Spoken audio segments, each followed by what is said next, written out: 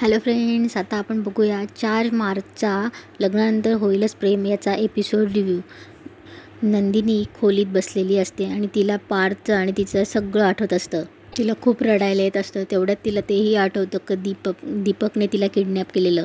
त्यानंतर तिला तेही आठवतं की ती बोलते मी लग्न करायला तयार आहे, कोण करेल माझ्याशी लग्न. तेव्हा जीवा पुढे येतो. हे सगळं आठवत असताना तिथे मानिनी येते. तेव्हा मानिनी तिला जवळ घेते आणि बोलते रडू नकोस नंदिनी, असं म्हणणार नाहीये मी. तेव्हा मानिनी बोलते कारण आज एका दिवसात कशातून गेलीये हे माहिती आहे मला. तेव्हा नंदिनी मानिनीच्या गळ्यात पडून रडते. इकडे धनंजय आणि आरू शारदा बोलत असतात. तेव्हा धनंजय बोलतो की हे बघा, मी तुम्हाला पुन्हा सांगतोय, पार्थ सारखा समंजस जोडीदार आहे काव्यासोबत आणि नंदिनी सारखी प्रेमळ बहीण आहे, तिला तिथे कुठलीही अडचण येणार नाही. तेव्हा आरू बोलते हो, मग हा समंजस नवरा, सासरची प्रेमळ माणसं तिला एक्झामला बसू देतील?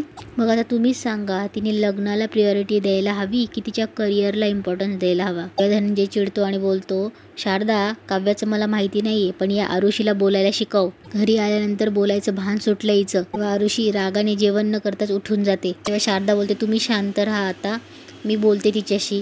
पण बरं, उद्या मांडव परतनीसाठी तुम्हाला त्यांना आणायला जायला लागेल. पाठवणी नीट करता आली नाही, निदान हे तरी नीट रीतीप्रमाणे करूया. इकडे मानिनी नंदिनीला समजत असते सावर स्वतःला, सगळंच नंतर नीट होईल. हे असे शब्द वापरून तुझ्या जखमेवर मलमपट्टी लावायला नाही आली मी. किंवा काळजी घे, यापुढे संसार नीट कर. यापैकीही मला काहीही बोलायचं नाहीये, कारण मला माहितीये मी आता काहीही बोलले ना तर ते साधं सरळ सोपं असेल. पण आज फक्त तूच कशाला, तुझ्या काव्याच्या आणि माझ्या दोन्ही मुलांच्या आयुष्यात आज जे काही घडलंय ना, त्यात स्वतःला कसं सावरायचं असतं, काय करायचं असतं हे खरंच मलाही नाही माहीत. फक्त या सगळ्यामुळे तुला प्रचंड त्रास होतोय हे कळतंय मला. मी फक्त एवढंच सांगेन, या घरात स्वतःला एकटं समजू नकोस.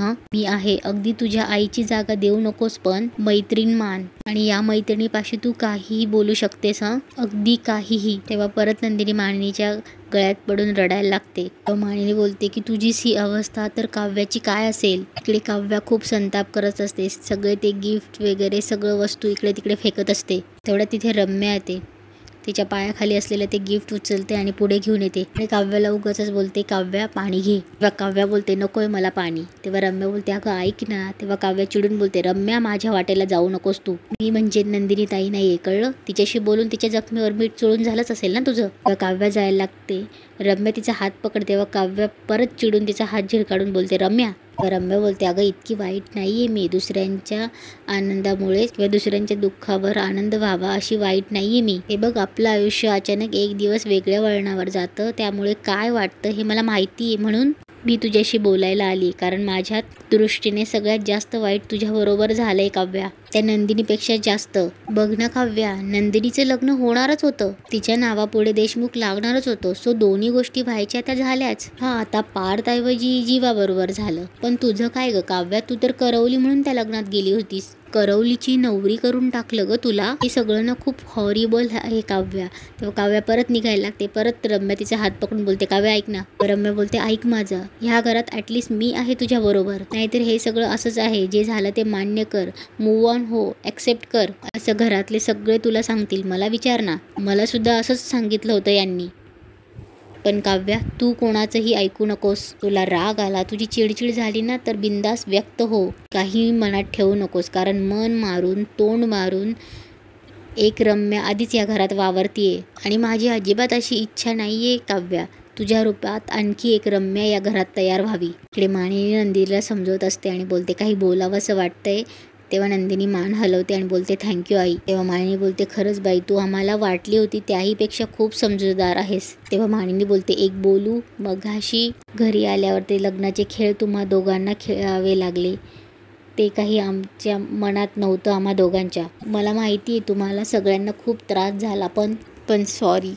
फक्त आपल्या घराची एक रीत आहे तेवढी सांगू. देशमुखांच्या घरात नवीन सून गृहप्रवेश केल्यानंतर देवासमोर जाते, दिवा लावते स्वतः. मगाशी ते काही शक्य झालं नाही, पण आता दिवे लागण्याची वेळ आहे, येशील तू? तेव्हा नंदिनी मान हलवते. तेव्हा मानिनी बोलते मला माहिती आहे काव्याची मनस्थिती खूपच वाईट असेल. तू शांत आहेस, ती हळवी आहे. तू बोलायच्याही आधी विचार करतेस आणि ती बोलल्यावर. मी विचारण्यापेक्षा ह्या घरातली रीत आहे मग तूच तिला सांगितलंस तर ती कदाचित नकार देईल, पण मोठी बहीण म्हणून तू घेऊन येशील तिला. तेव्हा मानिनी बोलते मी वाट बघते. की रम्या काव्याला भरवतच असते. तरीही तुला काही बोलावंसं वाटलं ना रम्या काव्या, तर मला तुझी मैत्रिणी समज. तेव्हा रम्या हात पुढे करते आणि बोलते फ्रेंड्स. तेव्हा काव्या बघते आणि परत बाजूला होते. तेवढ्यात तिथे नंदिनी पण येते. तेव्हा नंदिनी काव्याला हात लावते आणि विचारते काव्या आणि बोलते रागावली आहेस ताईवर. हे रम्या बघतच असते. तेव्हा नंदिनी बोलते माझ्या नसण्याने काय काय होऊन गेलं ग. माझ्यामुळे तुला या सगळ्याला सामोरं जावं लागलं. पण मी खरंच सांगते मी स्वतःहून उठून गेले नव्हते. मी तेवढ्यात रम्या बोलते ताई. तेवढ्यात काव्या बोलते ताई. तेवढ्यात काव्याचं लक्ष रम्याकडे जातं आणि काव्या थांबते. तेव्हा काव्या बोलते रम्या आम्हाला आमची स्पेस हवी. तुझं झालं असेल तर जातेस का प्लीज. तेव्हा रम्याला ह्या गोष्टीचा खूप राग येतो. ती बोलते हो आणि रम्या तिथून निघून जाते. आणि रम्या वरती जाऊन पायऱ्यांवरून तिकडून बघतच असते. तेव्हा काव्या नंदिनीला बोलते हां काय बोलत होतीस तू, रागावलीस का माझ्यावर. रम्या हे गुपचूप ऐकतच असते. तेव्हा इकडे काव्या बोलत असते हो रागावली आहे का, हो रागावली मी तुझ्यावर. काय केलंस तू ताई, हे लग्न केलंस आणि तेही. तेवढ्यात काव्या जीवाचं नाव न घेता शांत बसते. तेव्हा काव्या बोलते का केलंस लग्न, का केलंस ताई, तुझ्याकडनं ही अपेक्षा नव्हती ग मला. तेव्हा नंदिनी डोळे पुसते आणि तेव्हा नंदिनी बोलते आज तुझा आणि माझा दोघींचाही दिवस लोकांच्या अशा अपेक्षा पूर्ण करण्यात गेलाय.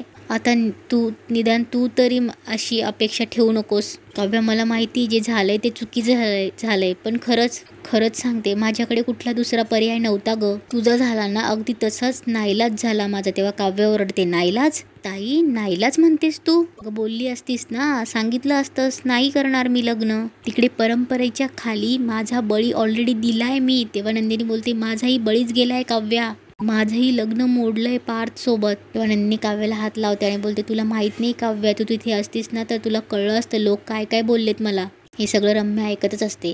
नंदिनी काव्याला बोलत असते तू तर मोठी झालीस ग, त्याग केलेली मुलगी, पण मी लोकांच्या नजरेत बदनाम कॅरेक्टरलेस पळून गेलेली मुलगी. तो मामाचा मुलगा शंकर तो सेकंड हँड म्हणाला मला. हे ऐकून काव्याला पण धक्काच बसतो. तुला नाही माहीत काव्या, आणि म्हणून नंदिनी रडायला लागते. शेकडो ठिणग्या अंगावर पडावं असं वाटलं मला जेव्हा मंडपात पार्थचं आणि तुझं लग्न होताना पाहिलं तेव्हा, आणि जेव्हा माझं जीवाशी लग्न झालं तेव्हा काव्या नंदिनीला बोलते म्हणजे हे लग्न कुणालाच नकोय, तुला पण नकोय ना, मग काढून टाकूया हे मंगळसूत्र.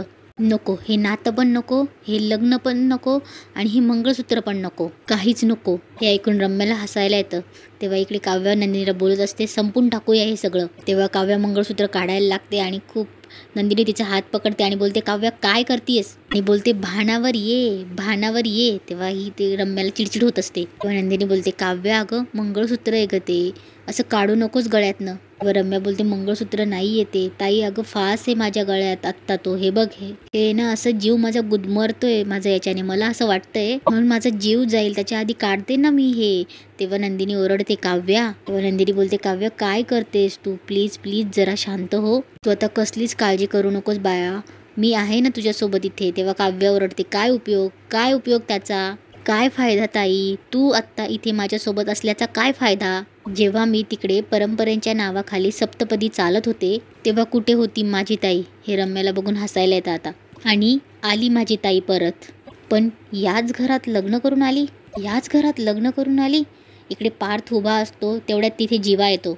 तेव्हा जीवा पार्थ समोर जाऊन उभा राहतो आणि दोघं एकाच सुरात बोलतात काय गरज होती लग्न करायची. तेव्हा पार्थ बोलतो नंदिनीशी लग्न करायची काय गरज होती. तेव्हा जीवा बोलतो अरे तुम्ही दोघांनी घोळ घातला ना, तू आणि त्या काव्याने, म्हणून हा डिसिजन घ्यावा लागला, पण तुला काय गरज होती लग्न करायची, काव्याशी लग्न करायची. तेव्हा पार्थ बोलतो तुम्हा लोकांना कसं सांगू, त्या गावाकडच्या लोकांनी रीती रूढी परंपरांच्या नावाखाली आठ्या आडव्या करून उभे होते. आईच्या डोक्यावर ग्लास फोडला, जखम झाली होती, गाडी सकट आम्हाला जाळण्याची धमकी देत होते. तू असतास ना. तेव्हा जीवा ओरडतो मी असतो ना ही वेळच आली नसती. आणि नंदिनी काव्याला बोलत असते काव्या हे काय करतेस तू, तुझ्या कुठल्या प्रश्नाचं उत्तर देऊ मी, म्हणजे त्या गावातल्या लोकांसारखं तू सुद्धा मला आरोपीच्याच पिंजऱ्यात उभं केलंस. सगळं माहीत असून सुद्धा तू पुन्हा मला विचारतेस की मी का केलं लग्न. खरं तर हा प्रश्न मी तुला विचारला पाहिजे, तू का केलंस लग्न. तेव्हा काव्या नंदिनीकडे बघते आणि इथेच एपिसोड आजचा संपतो.